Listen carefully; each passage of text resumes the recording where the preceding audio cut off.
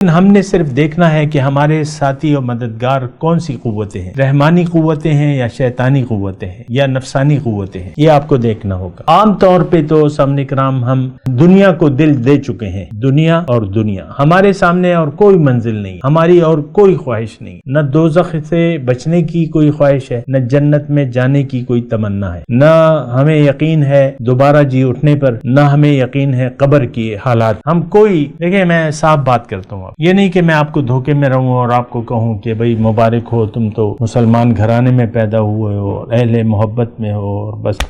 پہلے تم جنت میں جاؤ گے اور پھر باقی کوئی اور جائے گا۔ ایسی بات نہیں ہے سامنے کرام، پہلے ہم دوزخ میں جائیں پھر اس کے بعد کسی اور کا، کیونکہ ہم سب سے بڑے دشمن ہیں اسلام کے۔ جو کافر ہیں وہ تو یک طرفہ ہے، ان کا عمل جو ہے یک طرفہ ہے،